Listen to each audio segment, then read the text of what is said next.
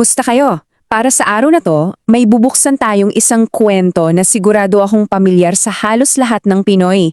Pag-uusapan natin ang nakakagulat na kasaysayan sa likod ng mga paborito nating dilatang pagkain.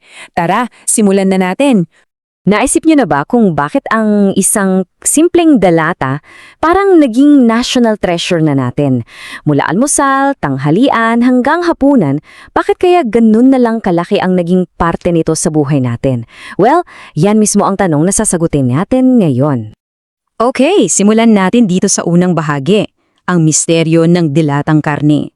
Kasi 'di ba, parang palaisipan kung paano naging bida ang isang simpleng produkto sa napakaraming paborito nating ulam. Sama-sama nating alamin ang mga sagot. At heto na ang clue, ang sagot sa misteryong yan, wala sa loob ng lata. Para maintindihan natin to ng buo, kailangan nating mag-time travel. Kailangan nating balikan ang isang napakahalagang yugto sa ating kasaysayan. Dito na tayo sa ikalawang bahagi. At ito ay isang kwento ng kaligtasan. Para mahanap natin ang pinagmulan ng lahat, babalik tayo sa isang panahon ng pandaigdiigang gulo at matinding pangangailangan. So, ang kasaysayan ng delata sa Pilipinas, may dalawang importanteng panahon. Oo, may mga nakakahong pagkain na noong 1898 pa lang.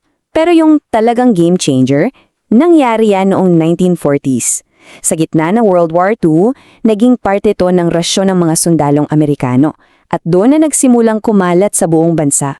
At ito yung pinaka-importanteng dapat nating tandaan. Ang mga dalatang ito, hindi yan basta culinary choice o para masarapan lang. Para sa napakaraming pamilyang Pilipino na nagtitiis sa gitna ng digmaan, ito yung naging paraan nila para lang makaligtas. Ngayon, mula sa kwento ng survival, lumipat naman tayo sa kwento ng creativity. Kasi pagkatapos ng gyera, dito natin nasaksihan kung paano ang isang simbolo ng hirap ay naging parang canvas para sa pambihirang talino nating mga Pilipino. At para lubos nating ma-appreciate yung pagbabagong yon, kailangan muna nating kilalanin ang konsepto ng silog. Ito yung formula, di ba? Ang pundasyon ng classic Pinoy breakfast. Sinagag, itlog, at syempre, yung ulam. At dito na ngayon papasok yung Pinoy ingenuity.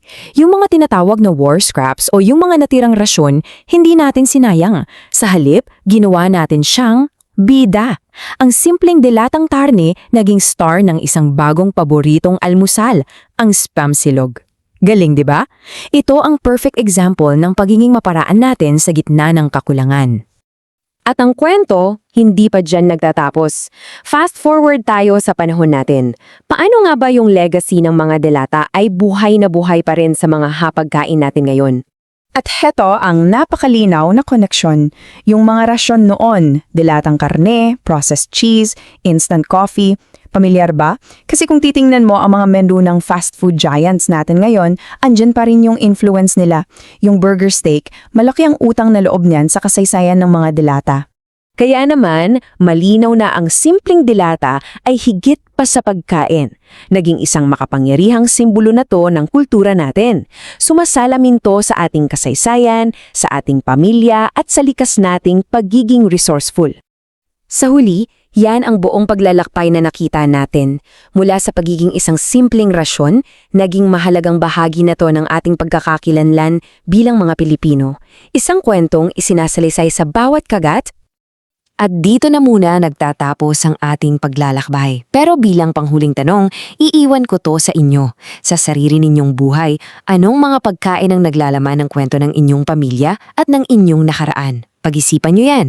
Hanggang sa susunod.